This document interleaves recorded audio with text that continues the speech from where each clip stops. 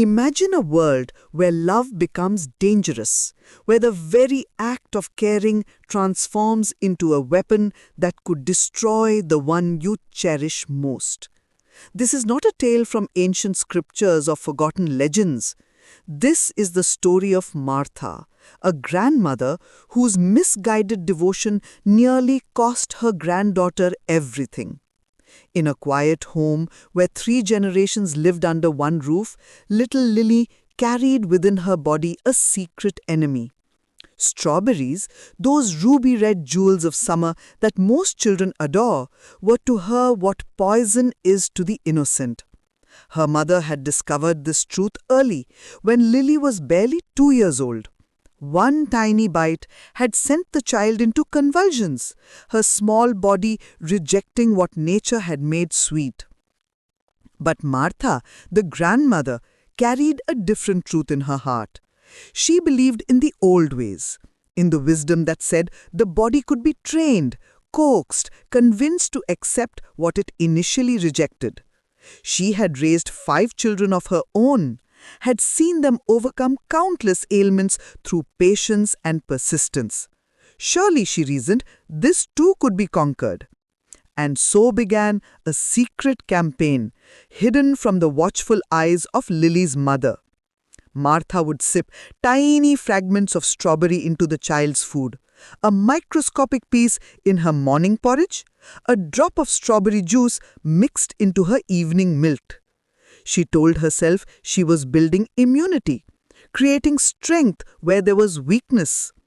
The child's mother noticed the subtle changes first. Lily would return from visits to her grandmother's room with slightly flushed cheeks, with a restlessness that hadn't been there before. But children are mysterious creatures, and mothers often dismiss what they cannot immediately understand. Then came the day when Martha's patience thinned, when she decided that gradual exposure was taking too long. She prepared a small bowl of mashed strawberries sweetened with honey and offered it to Lily as a special treat. The child, trusting as all children are with those they love, accepted the gift. What followed was not the triumph Martha had envisioned. Within minutes, Lily's breathing became labored. Her skin erupted in angry red welts. Her small body began to shut down system by system as her immune system launched a war against what it perceived as an invader.